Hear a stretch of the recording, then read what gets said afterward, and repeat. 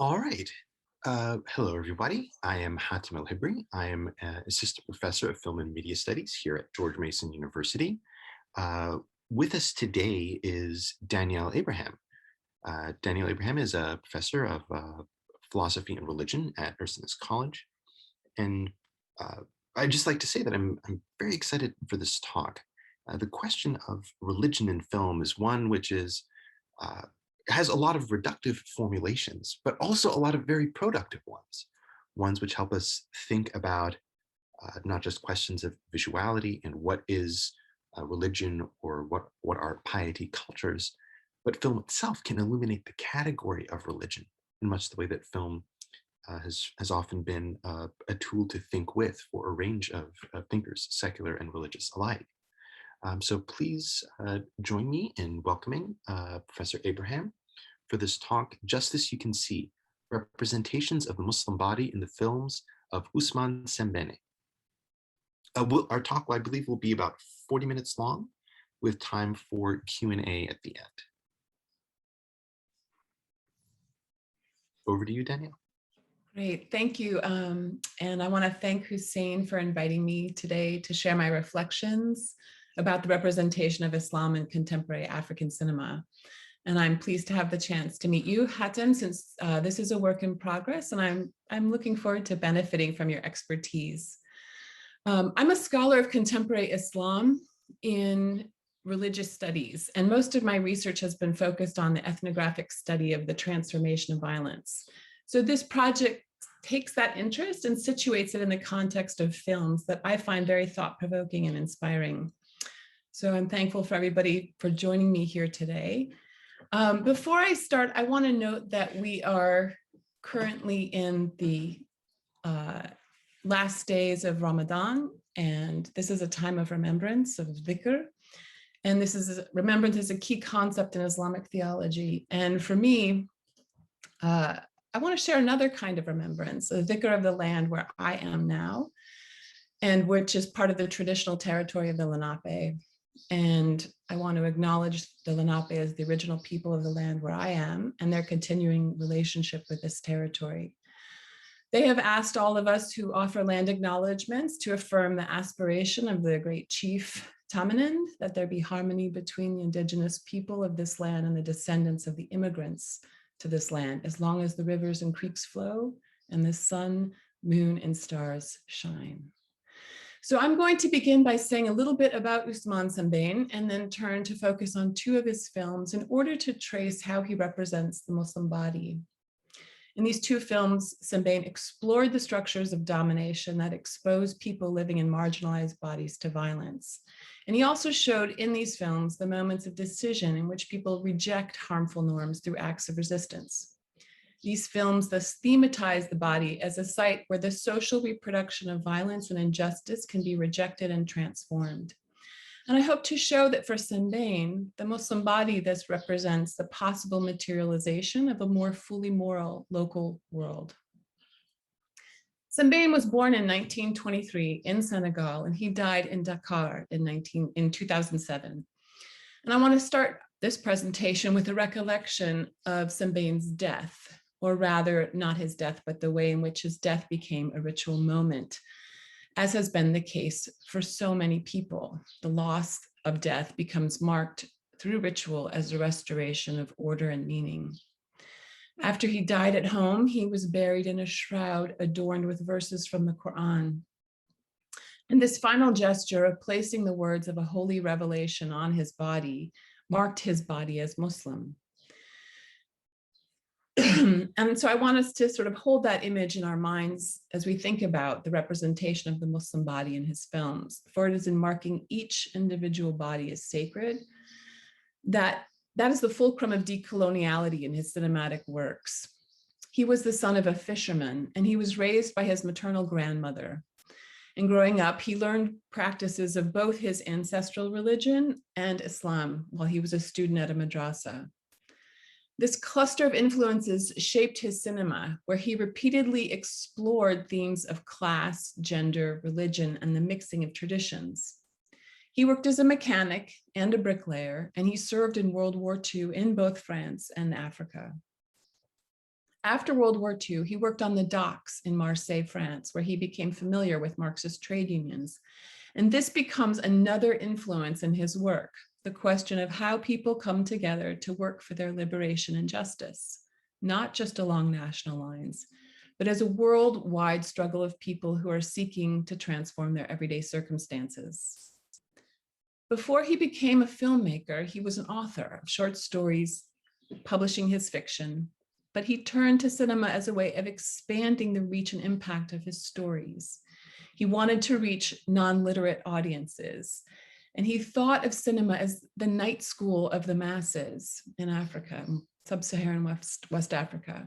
So in our exploration of the body today, it's interesting that he described this in bodily terms. He said he wanted to be the mouth and ears of the society, the one who reflects and synthesizes the problems and struggles and hopes of his people. With Soviet funding, he went and studied how to make films in Moscow, and he returned from there to Senegal in the mid-1960s to write and direct some of the most influential African films ever made, including some of the first vernacular language films. His understanding of the protection of the human body thus draws from a doubled legacy of human freedom and worth, both the Marxist and the Islamic.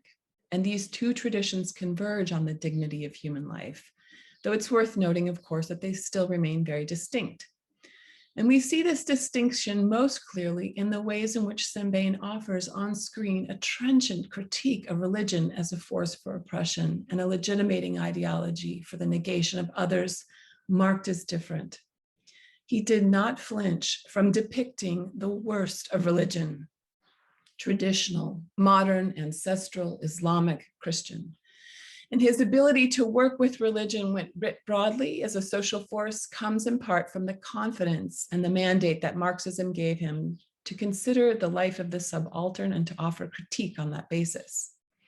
Both of these dual legacies affirm that people can act autonomously, meaning freely, and choosing not to follow the given options from the past, but to open up the possibilities of action in the present.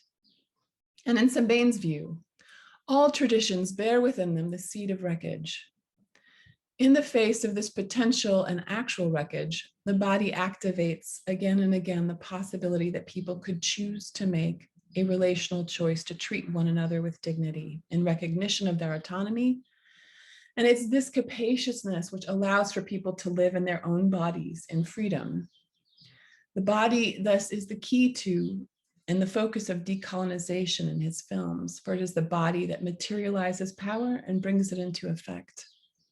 As a result of this power, the body holds the potential to disrupt the symbolic domain and the political structures which determine the viability of all bodies. Bodies, in other words, are sites of social reproduction. And because of that, bodies can crystallize the power to contest, disrupt, and reconfigure that reproduction.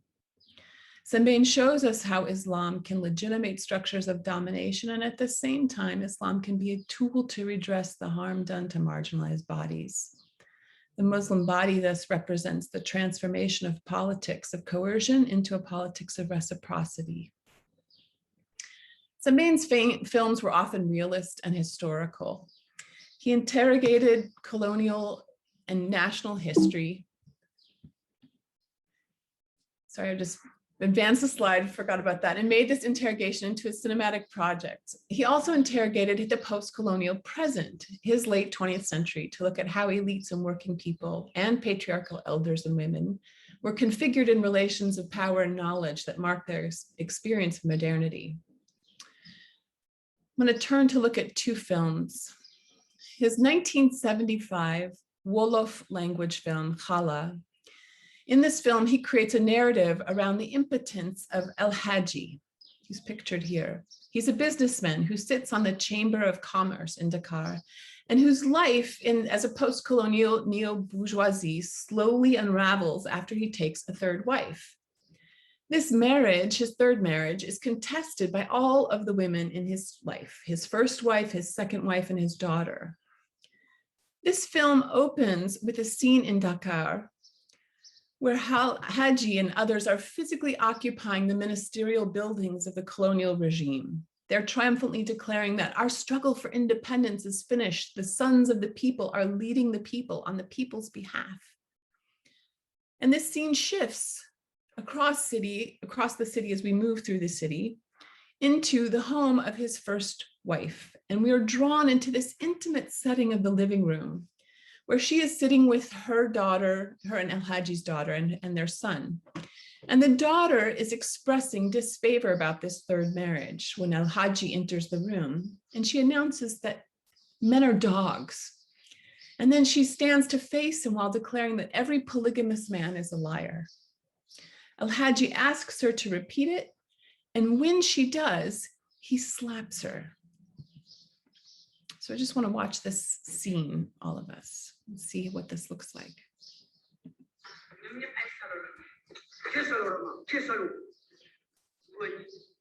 Pourquoi sont-ils salauds? Donne-moi tes raisons.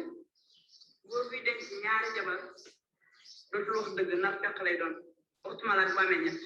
Répète-toi si tu tiens à ton jugement. Góor ñaari jabar boo ko fekk na fekk lay doon ndax dootul wax dëgg waxtuma la ba amee ñett. Allah dinañ dem. Rappelle-toi bien, ma fille, que dans cette maison, c'est encore moi qui commande. All right, so this is this opening moment of violence, and after this blow, she falls to the floor. This establishes that El-Hajji is moving in this public world of facade and facile invocations of independence that cover over elite corruption and pretense, but then it moves into this private domestic sphere where he responds to contestations over his gender and his sexuality with violence and domination. Sembene sets this tension as the scene, it's the stage for his unraveling. Upon contracting his third marriage, El-Hajji discovers that he is impotent. He, a man with money, position, power, and religious status, cannot work his body and have the pleasure of efficacious bodily expression. He can't control his own sexuality. And that's the title of the film, Khala, is this temporary curse of impotence. He goes to 2 different marabu to treat this curse of his erectile dysfunction. And the second one helps him somewhat, and that's sort of what's pictured here. But the second marabu also warns him that what one hand removes, another can put back. So there's this ominous sense of that this is not something that is fully going to go away. These tensions around his marriage fray into open conflict, and El-Hajji's life progressively unravels. His corruption is discovered. His third and second wife both leave him. The beggars that he, with his elite power and prestige, has had removed from the streets, they come back and they occupy his house. He accuses the beggars of being robbers, but they have a clear view of this post-colonial irony. And instead, they affirm that, in fact, it is he who is the robber and has stolen land from and abused the people. So the climax of the film involves this group of disabled or beggars, street people who have been sort of, we always see in the background in different scenes moving together. This is important, including some of them moving themselves on the ground, on the street as best as they can and according to their ability. And when they enter his house, there's this confrontation where his body is bared. So I want to watch this scene. This is the second and last scene from Khala that we'll take a look at.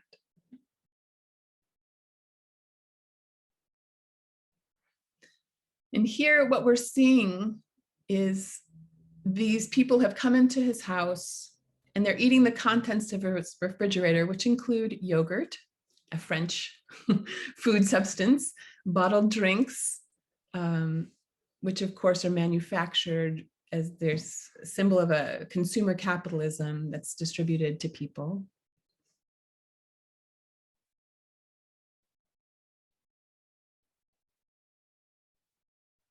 All right, so we see them. I'm gonna move down here and hopefully get some sound. So they've confronted El-Hajji and This is El-Hajji's first wife who is there, and she's trying to manage the situation, which is going to escape her control.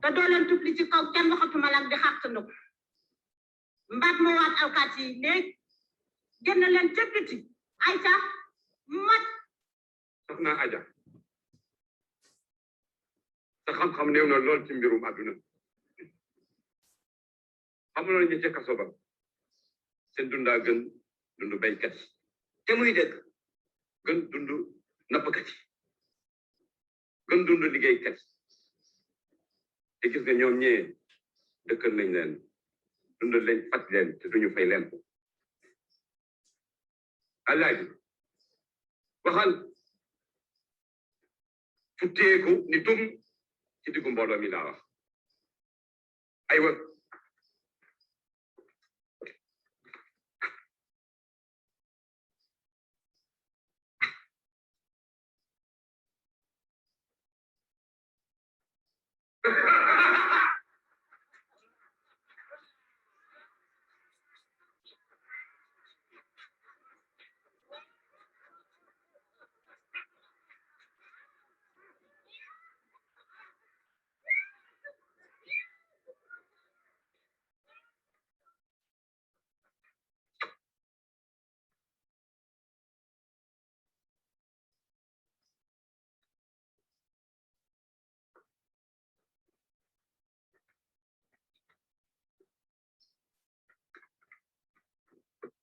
wëlbatikul woon ñëpp gis na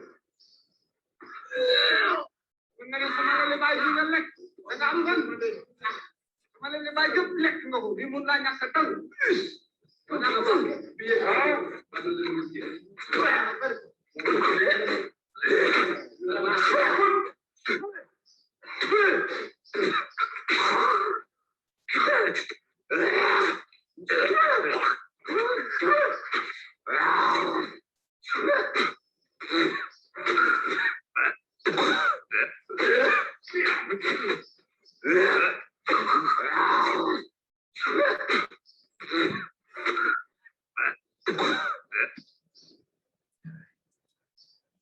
So El-Hajji moves across the room to them and he bears his body, and they in turn externalize their own bodies. They project their effluvia onto his skin.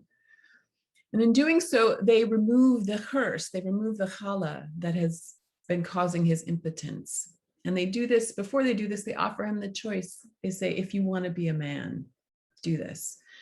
So there's a lot of masculinist sort of jockeying for power happening here, where they put on him the bridal tiara of his third wife who left him, whose dress was hanging there as a sort of empty on a dressing figure as a reminder of what he's lost. So they put that on him and then enact this scene. They enact on him the epidermalization that he enacted on them when he reduced them to the condition of their own bodies. So their active bodies reveal his ultimately passive one. He can only replicate systems of elite patriarchal violence, but they have the agency to actively disrupt the naturalization of arbitrary abuse. He's the Haji, the one who has seemingly made a strenuous effort out of devotion and faith, but we see in this final act of reversal that he's morally bankrupt in failing to care for those around him, in extorting land from the key speaker, the center of that figure. He's without goodness and power, and his desire is impotent. All he can do is recapitulate the false colonial values under a thin veneer of Islamic piety. In the end, the marginalized and the seemingly disabled prove to be the powerful and the able, bringing justice into being on the surface of his body. Saliva is used in sub-Saharan African traditional religion for healing and initiation rituals. So it's interesting to think about what is set up as a humiliation also has these other resonances of reconciliation and wholeness. In this scene, their effluvia, their saliva, their mucus, their phlegm marks colonization and its reversal, as the supposedly powerful come to justice for their injustices and face the truth of reciprocity, the mutual obligations that have been concealed behind their elite delusions. The second film I want to look at today is it was the last film that Sembene made before his death in 2007. And this is the film Mulade. Mulade means protection. This film takes up the ethics, culture, and politics of genital cutting, also known as excision or female circumcision. I want to note that the terminology around this practice is profoundly contested and it's very fraught. Sembene himself used the term female circumcision in talking about the film. And within the film itself, diegetically, the language used is purification. This film was made in Bambara, another sub-Saharan South African language. It was filmed in Burkina Faso. And the narrative of Mulade centers around a second wife in a cluster, a joint family that lives in a village compound, who's protecting 4 girls from this purification ceremony of female circumcision. This second wife, whose name is Kole, she's invoked Mulade. She has put down a barrier around her house, which looks sort of the threshold of her house. She's covered it. She's put this line up, which nobody can cross. And that is a sign that she's harboring the girls. She's giving them asylum. That's another translation into English of that term, Mulade. So she resists. The film is the story of her resisting the pressure of other people to capitulate and release this protection and give the girls over to the traditional ritual specialists for female circumcision.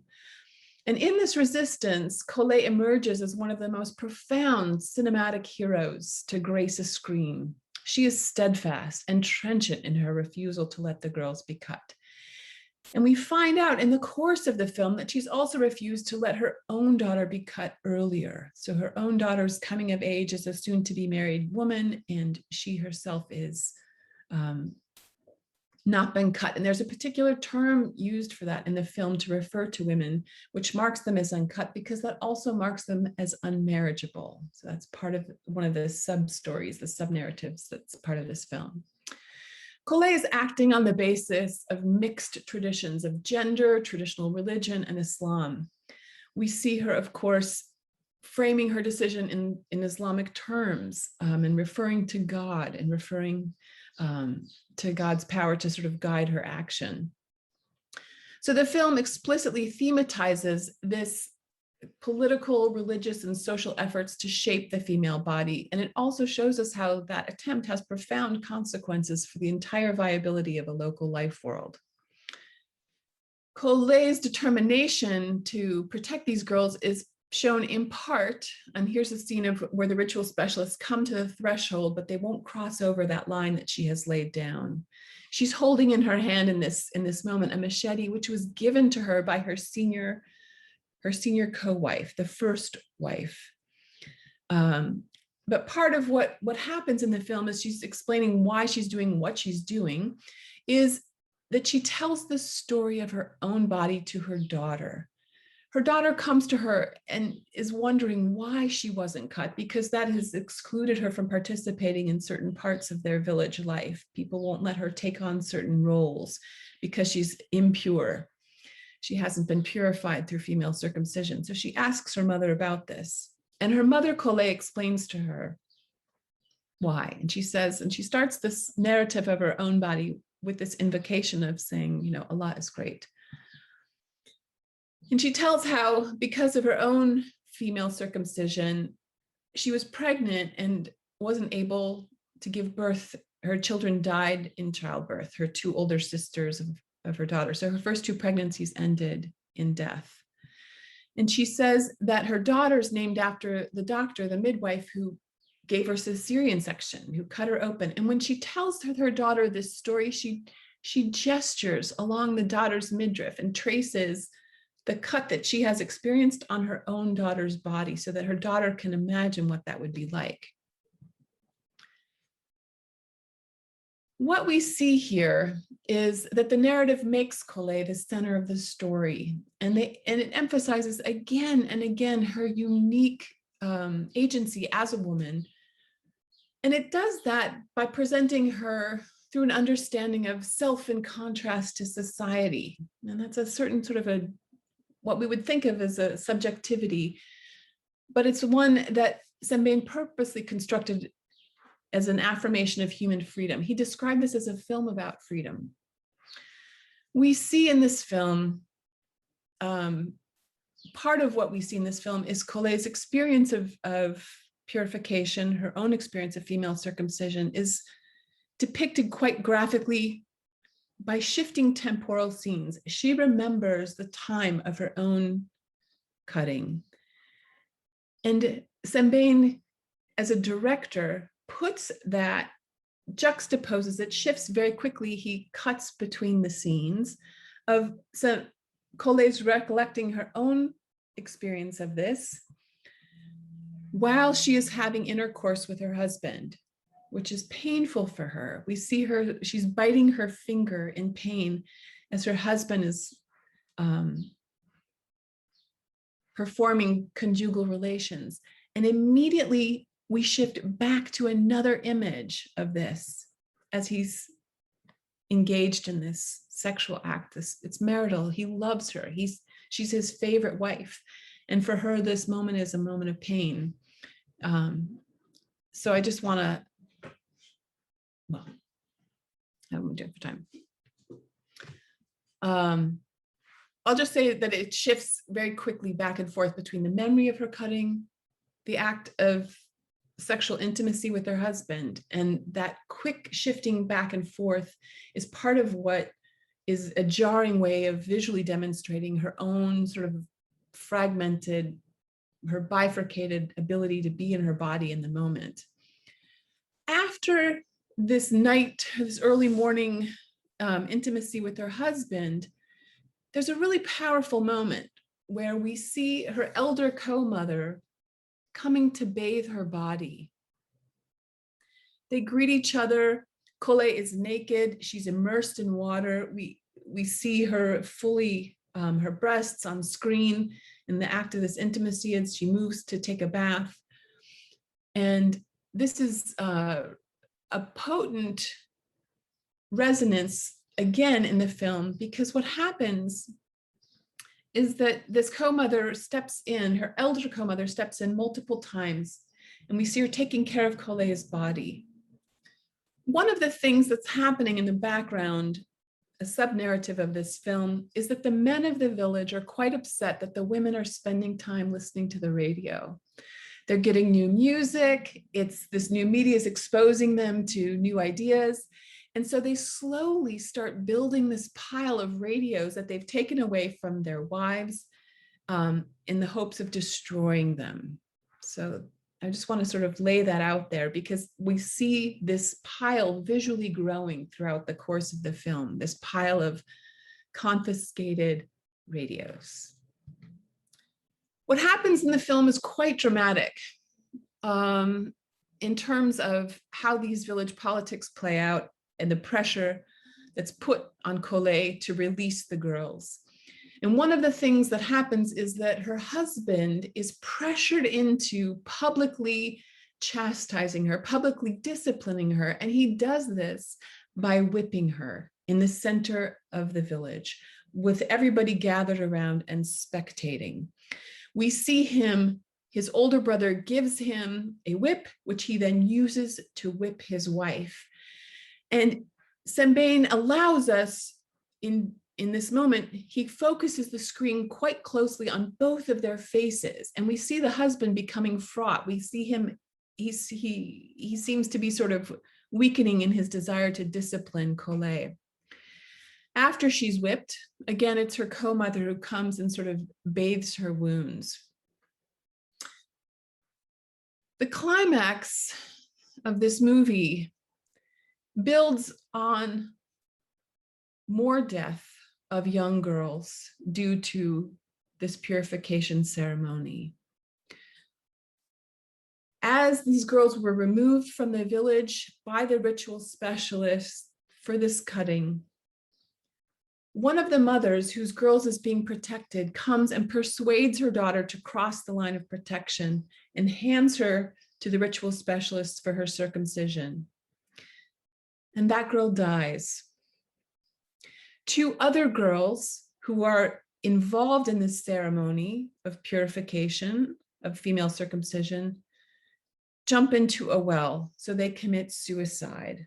And the suicide of girls is a long-running theme throughout Sembene's fiction and his cinematic works. So there's these deaths, and it is the reckoning of the mothers with the deaths of their girls, which sort of propels us to this crescendo of change, of this conflict that's happening. And what we see is a confrontation between the mothers, who are sort of in this frame on the right, and the ritual specialists, who are all wearing the same sort of garment that's marking them as having this role in this life. So what I want to do is watch this final scene, and then I'll say a little bit more about it. So what we have is Kole, her elder co-mother, and the mother of the girl who died. The 3 of them have come together, and they're sort of moving between the other group of mothers and the ritual specialists. And this is Kole.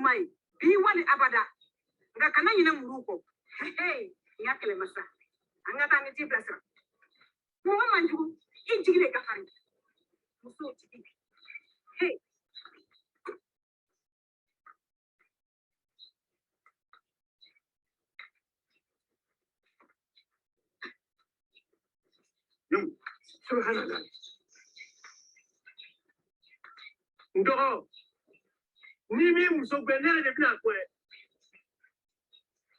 ngoro kole ardo tijenga ka jorochi aywa kani yere ne ka fo kibi bolo sama doko anko fanga temine de frele nyenta chauka tasma menene be kanga ka jojeri nyenkali ni mawo mai tere kaneka de duin da kolonchi ka fle kolonchi wala ki papu da kamiki yere ala no ma kenete ardo halalai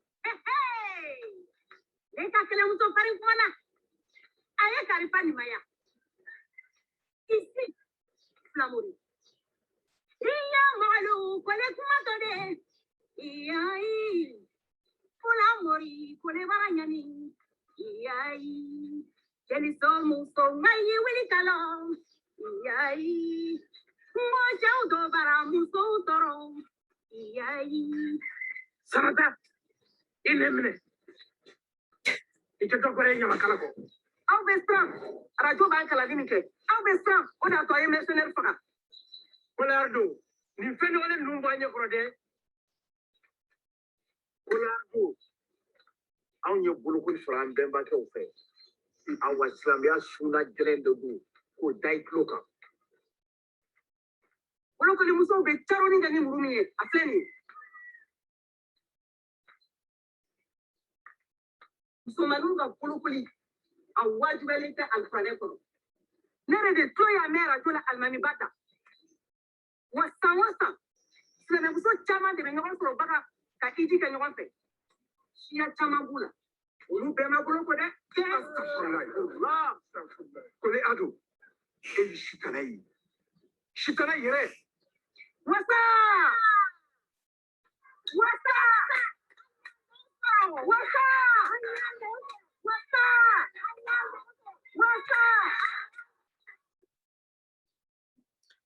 They leave that scene and go and take that bundle of knives and put them on the pile of burning radios.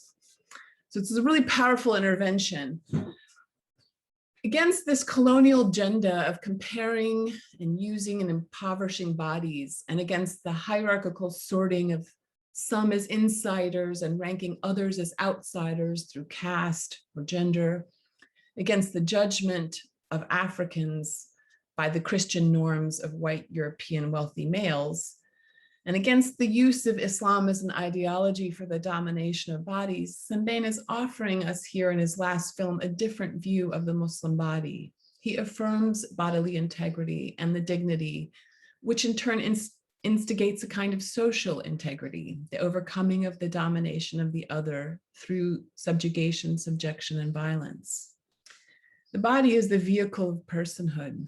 As the subject of agency, it's a reminder that all structures of domination are inscribed into bodies and are situationally lived by people of flesh and blood. In his visual language, the body is represented to help us understand that humans always function in a potentially violent and oppressive environment. Part of decolonizing is decolonizing the norms that we've socialized ourselves into, and the body is the material of these norms of violence, exploitation, harm, and force. Sembene embraces this feminist commitment of allowing women the self-determination of their own bodies, and almost all of his compelling protagonists in his films are women. Decolonization is about opening up the past and the future and the present in the present moment. And Sembene pulls us into these moments of choice and decision and action where people teeter on the brink. They either fall and capitulate or they protect. So they have the choice to harm or the choice to establish some boundary of care for others and their own selves.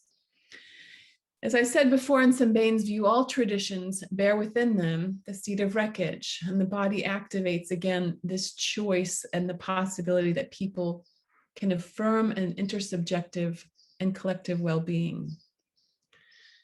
And it's this kind of action is a domain of, it makes a capaciousness which allows people to dismantle and disrupt the mimesis of both colonial and traditional violence.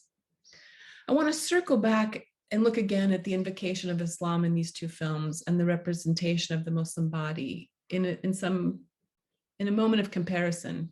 Because what we see if we compare them is that while the Muslim body stands as a site of transformed relations of power and violence in both films, it does so in very different ways.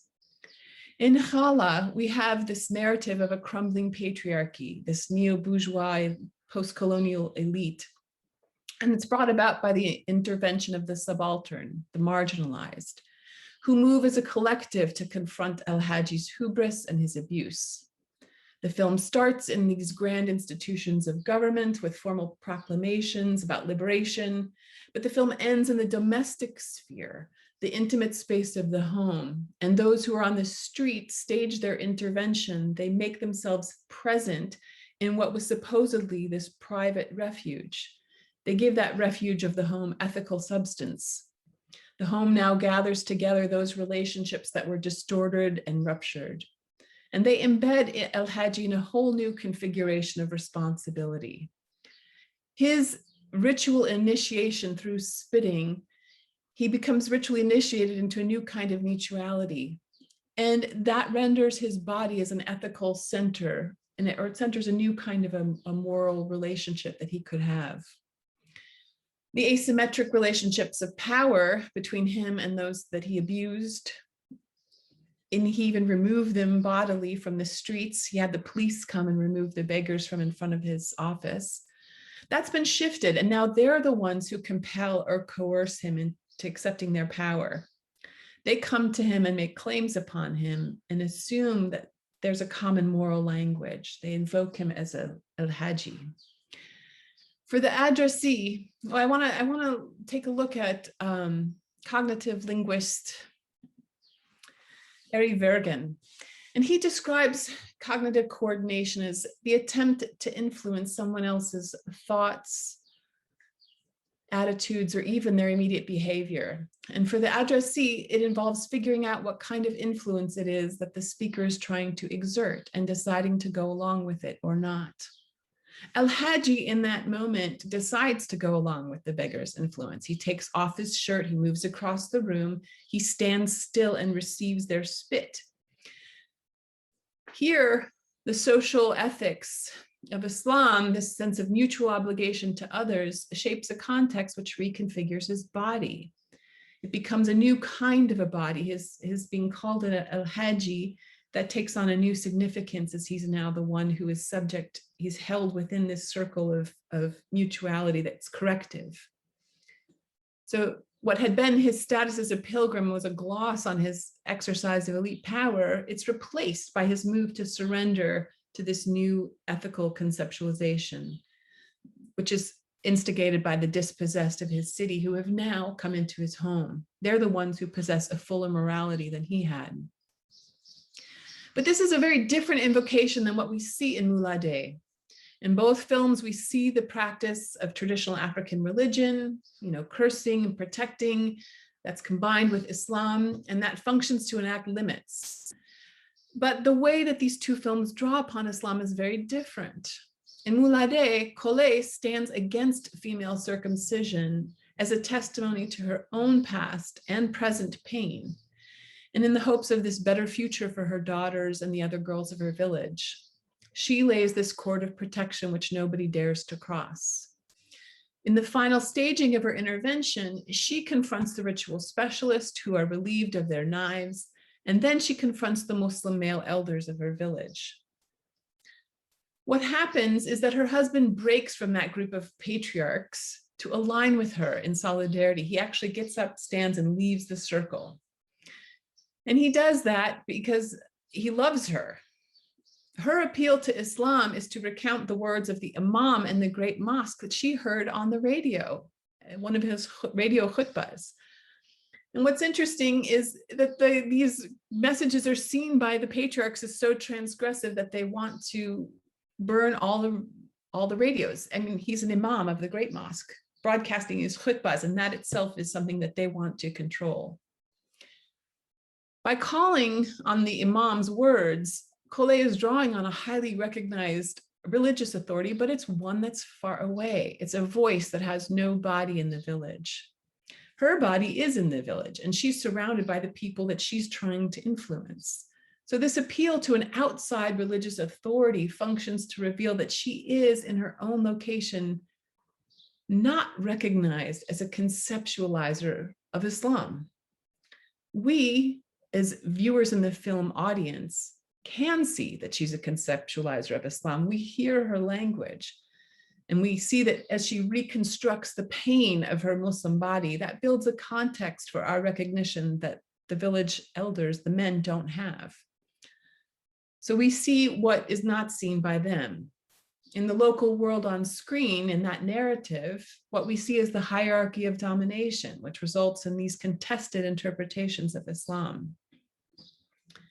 So Verhagen, again, states that the point of linguistic utterance in broad terms is that the first conceptualizer invites the second conceptualizer to jointly attend to an object of conceptualization in some specific way and to update the common ground by doing so. She invites the men to attend to Islam, to attend to her body, to attend to the body of women in a very specific gendered way. But that common ground in Mulade is ambiguous. We're not really even sure how common it is, and it is certainly not established through Islam. And whatever updating is possible is far from secure. Kole wants to bring about the recognition of her Muslim body, and she makes her pain and her hope the object of conceptualization in the name of Islam. But the men don't want to recognize that. They want to burn the radio that confirms her Islamic ethics. And in fact, they do. They burn the radios. The Imam's voice is just a distant memory that she can invoke. For Kole, her gendered body is a Muslim body, and Islam is one of the extensive traditions that shape her life.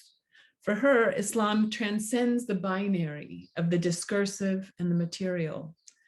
But her conceptualization of her gendered body in Islam is not one that's shared. For the men of the village who do not go along with it, that discursive material binary marks two modes of domination that they have been using to hold her down in pain. And we see this really clearly in the visuals of the film, because we see them through the knife that has cut Colette, and we see her holding it. So visually, this is a deeply a way of framing her own subjectivity, but it gives us as viewers a sort of virtual embodiment of her subjectivity. And that's an important thing that we don't see when we in Hala, which maintains a very objective visual frame in terms of the filmic content, the cinematic content. Long-term solutions to violence require the involvement of those who have fought the imposition of violence on their bodies, and those who know how to refuse to impose violence on the bodies of others. Sembene shows us what that refusal looks like. And we see people of courage and integrity who negate the wreckage of the bodies of others and the wreckage of their own bodies.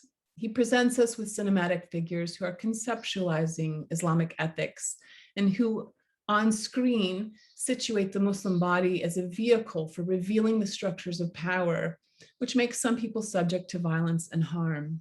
These two visual narratives position us as witnesses to the attempt to coordinate protection and care in the name of Islam. Yet Sembene shows us that this protection and care cannot be taken for granted. Land is stolen, the lives of children are taken and ended, a woman is whipped, a man is lynched. And the care and protection of Muslim bodies in Mulade and Khala brings a new moral order into being. So in thinking about the role of film as an expression of the religious imagination, Sembene's depictions of corporeal politics of Islam are perhaps modest. He locates us in an everyday scale, a lived web of social relations. This is a politics of Islam that is not Islamism. It's the politics of Islam of potential justice in a local world. Thank you. Stop there.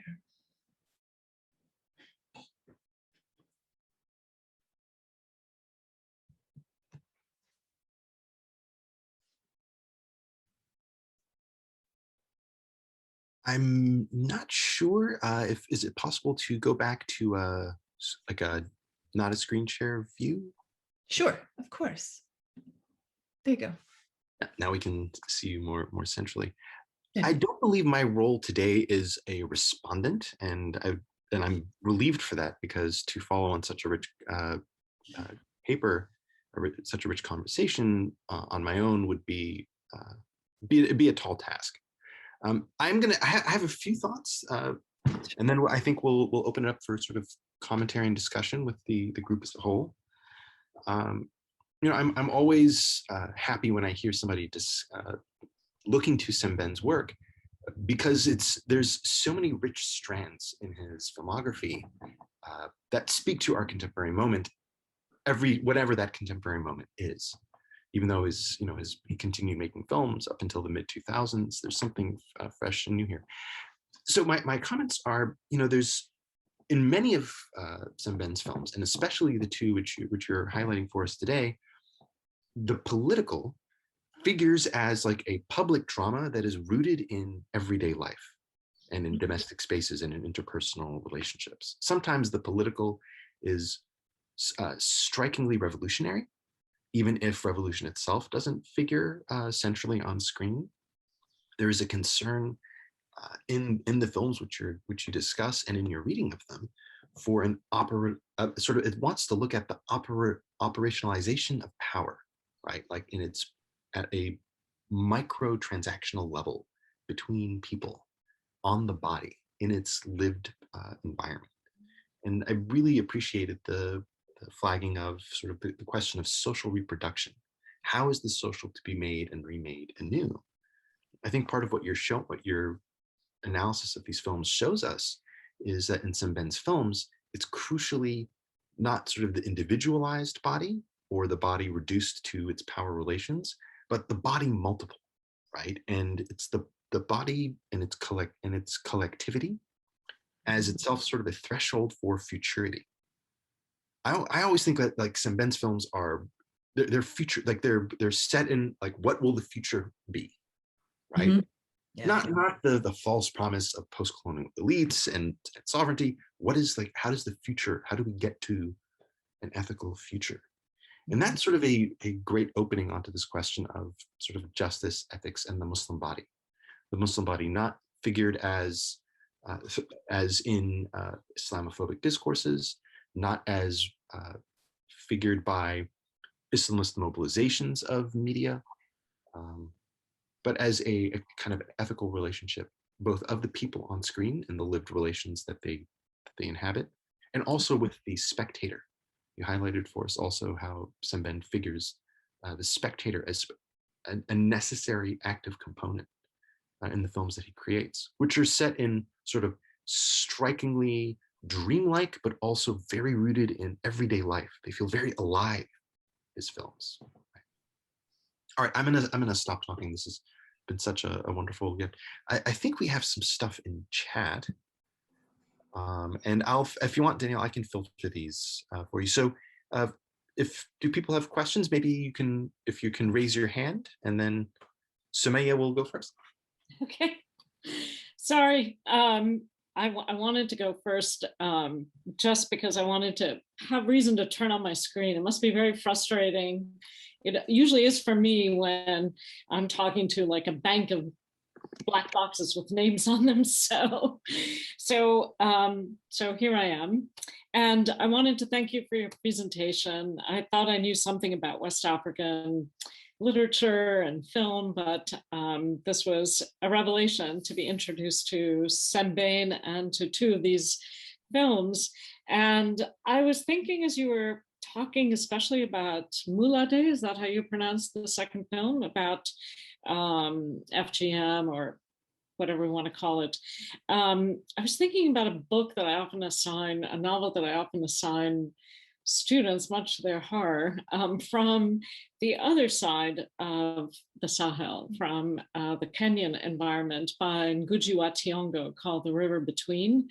And I'm sure you're familiar with it, where he treats FGM as this, ground on which to stand as a ritual that is about, more than anything else, really, sort of culturally authentic, I guess, Kenyan rituals that, are challenging the colonial, the colonial sort of mindset of some of his other characters. But here, the message, if you will, about FGM is really gendered as opposed to, sort of this colonial, anti-colonial thing. I don't know if you agree. It's gendered, but it's also layered, because his critique of FGM is not just of patriarchy. It's not just of, local customs and, the ways in which they create hierarchies in Burkinabe society. Is it Burkina Faso where the movie was made? Yeah. But also, Islam, sort of the multiple kind of ways in which Islam is weaponized and used to support certain structures of power. So I guess what I'm saying is too much. I should ask, how does Sembene react to the kinds of ways in which FGM is deployed by other African writers to make other kinds of critiques, like Ngugi wa Thiong'o? This issue of female circumcision really crystallizes the post-colonial condition, and that question of how, on what grounds people can make claims to others for change. And it's a very difficult one, which we see weaponized from both sides, from all sides. to take a stand, I want to sort of talk about how he did this in the film, because I think it's really interesting. One of the things that feminists want to posit is that sexuality is this source of sort of disarticulated agency. And he doesn't go there in this film. What I find very interesting is that he gives us Colette describing the loss of her children in birth. And he gives us Colette describing the loss of her children in birth to her daughter, who's about to be of marriageable age. So this is really this moment of the connection that he wants us to maybe take away from this. He shows us her sexual pain. He doesn't flinch from that. But in terms of the constructive claims, the hopes of making, as Hatim, you said, what's going to open up the future, it's in the vitality. It's in the passing on of life through life. So we can think of it as, this Marxist species being, this sort of affirmation of that. We can think about it and of course, in Muslim terms, the idea of procreation, of bringing forth life, of having that life be holy, it's life breathed into it, that spirit that comes, that animates a body and makes it human so that it can then choose or not to worship God. There's different ways of thinking about it, but we see Colette presenting this as this disruption of life, of her own vitality. And it's very powerful. Now, of course, there's no way outside of the fraughtness of the question of culture in post-coloniality. But at least in this meaning, you can either valorize and romanticize and therefore somehow seal up traditional, authentic culture, or you can then be seen as forsaking it and mimicking and being stuck in the mimesis of coloniality. He's really trying to break that open, or at least claim a place in which the fraughtness of that can be unraveled a little bit. And he does that through that vitality, that link of birth and vitality. It's hard to argue against that, in fact, right? Because of course not. It is, it's biological, it's species being. We can't, it's a really interesting way in terms of thinking about that discursive material binary and how that collapses and how she narrates that transcendence for her. I mean, that's what Islam is for Colette. And she starts off that whole narrative by saying, God is great. And what's interesting to me is that she doesn't say Allahu Akbar. She says it in Bambara, right? So that's showing like this deep vernacularization of Islam and in the embrace of that, as she's telling the story of both her body and her hope and her pain and her past and her future all coming together.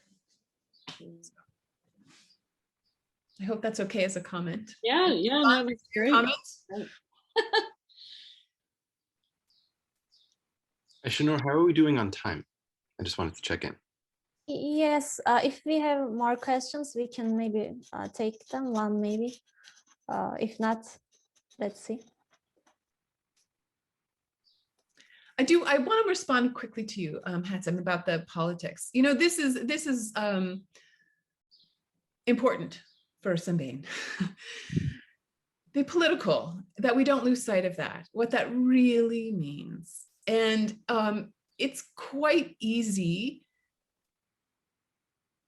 through maybe what Amitav Ghosh has called that great derangement, right? That production of all of our expressive culture and our reflective traditions and legacies, which divorce us from the very material circumstances of our lives. To live in a marginalized body and to live in a body that's been marked by structures of power.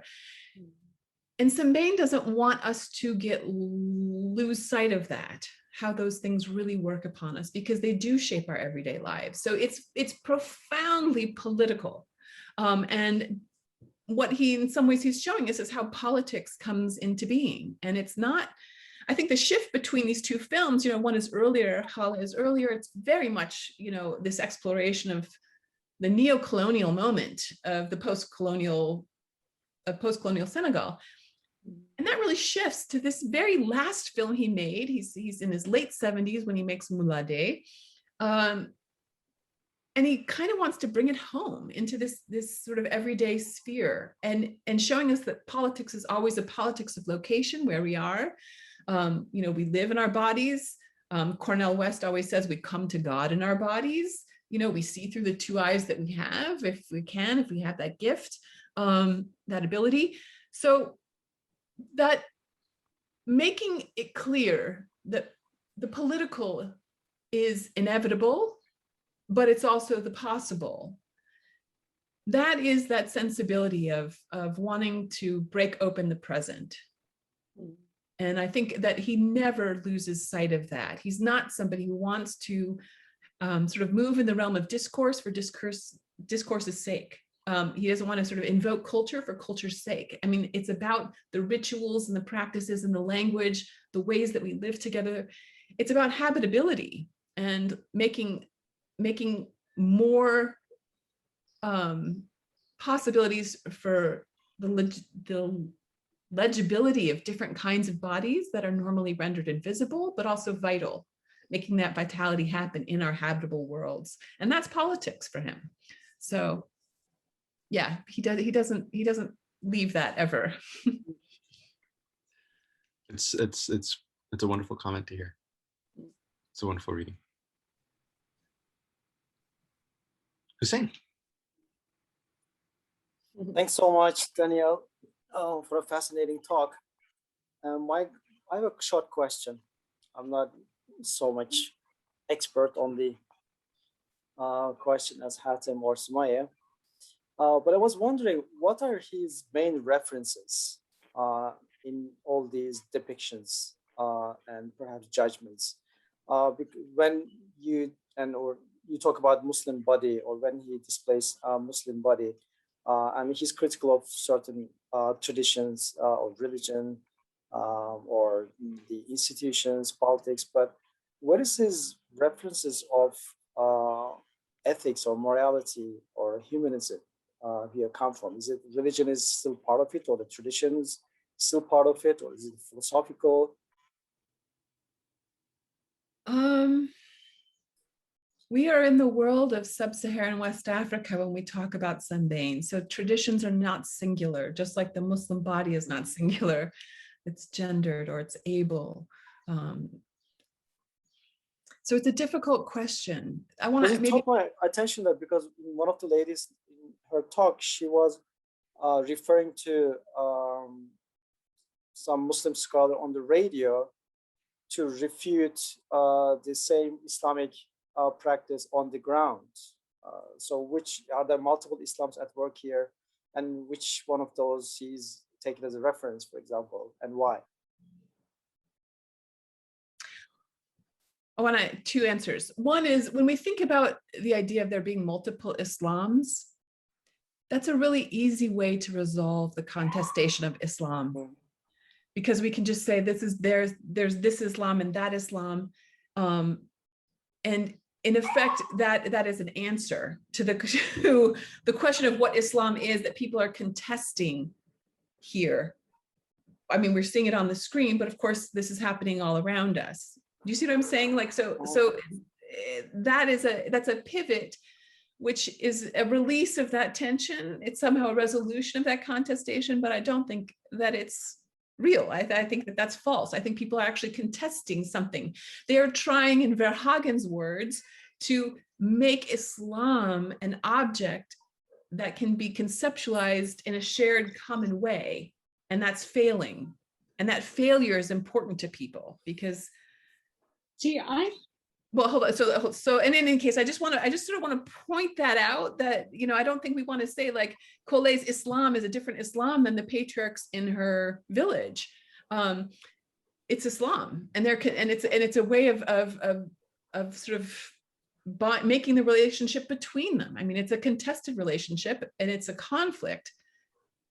But that conflict, you know, she resolves it. It's so interesting, right? That we see her just walking away from them when that guy calls her Satan. He's like, "You're Satan." And she's like, I'm walking away. So there's an interesting, acceptance or release of that in that moment. In terms of Sembene's influences, I want to say like there's two sort of big influences that we can trace or that we do know about. And this is something that I keep, I want to, next time I get back to Dakar and look at his archives in the National Archives there, I want to keep exploring this, but he was raised by his maternal grandmother. So he's raised by his elder woman in his family. And, we really have in his work, across his work, it is deeply women affirming. I mean, there's no doubt about it. Even when he is writing tragedies, which he did with Black Girl, which is one of his first works of fiction, is a story of a girl who goes to France, who works as a domestic servant for a in this sort of post-colonial moment and commits suicide. He's just very, very sympathetic in his imagination of women's realities, women's dignity, women's lives, their experience of their own possibilities and limits. So that's his grandmother, I would say. And then, of course, he's a Marxist. He's got lifelong affiliations with local communist parties. He sort of gets embedded in that lived struggle from his time in the docks in Marseille, but that's lifelong. I mean, the people, his closest friends and comrades and confidants, and they're all a group of Muslim Marxist intellectuals that shaped him.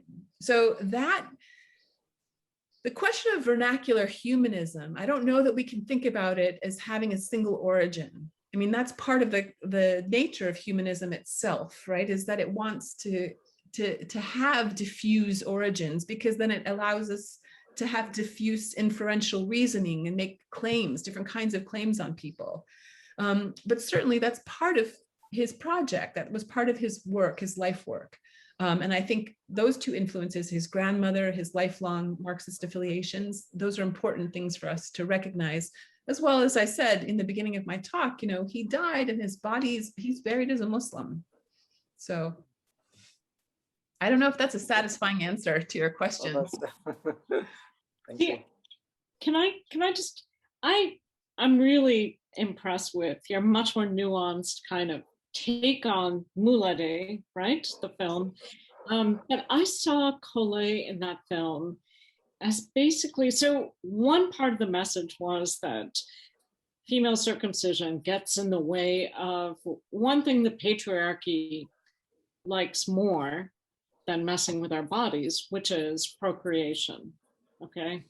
Yes, it's personal for me, but at the end of the day, we're women, and making babies is what we're supposed to do. And this gets in the way of making babies. But the other thing is that at the end of the day, when she confronts the men, she invokes, like not her own local Islam. She invokes the Imam of the mosque and talks about pilgrimage in Mecca and how that universal Islam, the standard Islam, trumps, these local elders' idiotic understanding of Islam. Mm-hmm. Like, I'm going to out-Muslim you, right? And that's the reason you don't want us to listen to the radio, because you don't want us to listen to the real authorities, the bigger men. You're big men here, but there are bigger men outside. And those bigger men outside say otherwise. No? Yeah, but it's also, I mean, the way that the Kaaba figures here is to me really fascinating, because what she calls to mind is this picture of women from all over the world there before the Kaaba, and it's an invocation of a spatial relationship that women have. And she says they come from all over the world. There's millions of them, and they're there, and so that is. And there's nothing in Islam that can inhibit her making that claim to be in relationship to the Kaaba. There's nothing that stands in the way, because that's obligatory. And it's this sort of the material experience, the spatial material orientation of that authority is available to her. And they know it and she knows it. So that's the one sort of place in terms of thinking about that cognitive coordination and sharing a conceptual ground. That conceptual ground is not there in her village, but it is there in the Kaaba. They know what that means to be on the pilgrimage. They know what that's about. So it's very interesting how that figures in that instance of her confrontation, and also her own sense of herself as a religious figure. She's a woman. In order to be a religious woman, she has this appeal to this authority, which can't be displaced. It's fascinating the way that he narrated that. And yes, I mean, this is the contestation of Islam. This is why I think it's important that rather than saying, well, there's this Islam and that Islam, and that's a way of putting people in these tidy, discrete streams. But of course, it all breaks down when people have this place to go, Mecca, and this manifestation of divine unity is there. So it gets more complicated, and that's where we see the contested nature. Of course, religion is contested, but it becomes embedded in local contexts. She wants to embed it in the context of her gendered experience. And to do that, she calls on what I think is almost one of the, it's an undeniable authority, the obligation to go on pilgrimage and to be in the space of the Kaaba. So it's interesting. If I could just add something here, a lot of what happens in Sembene's films is we, the spectator, are asked to see the utter bankruptcy of the betrayal of revolutionary promise by post-colonial elites in sort of reducing the question of politics to national sovereignty. And later works explore how that articulates in the neoliberal era. The belittling of men in these two movies in particular, the women in these two movies that you discussed and the clips that we saw, belittling of men.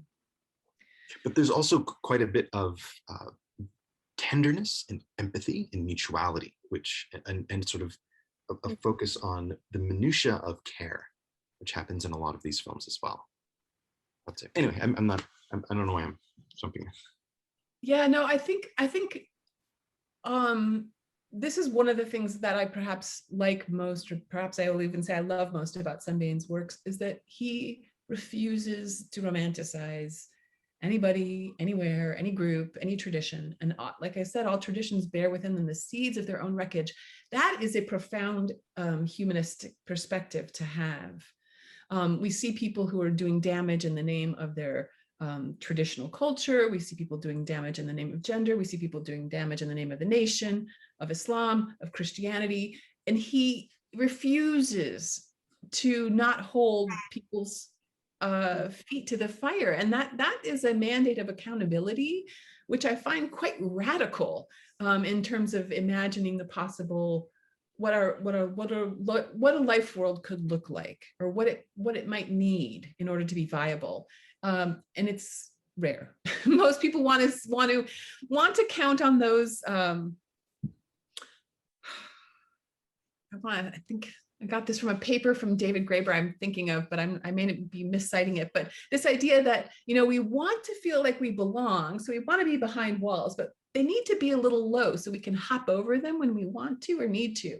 And Sembene is always going to pull people over whatever wall that they might have put up. And that, I think, is that Marxist sensibility, that sort of dialectical movement against anything that keeps people from focusing on the broader aim of transforming their material circumstances, perhaps.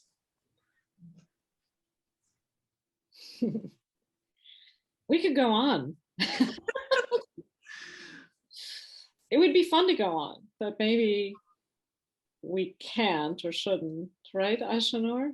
Yeah, to be mindful of the time. Thank you so much, Daniela, for your presentation. I just have a quick announcement for an upcoming event, which will be on May 19, a guest lecture. The Nur Sabers Khan from MIT, the director of the Agam Documentation Center, she will be talking on mass producing the cosmos, visuality and divination from manuscript to lithograph in 19th century South Asia. So I am just sharing that information, the RSVP information on the chat. So hope to see you at our next event. Thank you so much, everyone. Yes, thank you. Thank you. Thank you. Thank you, Danielle. Great talk. Thank you.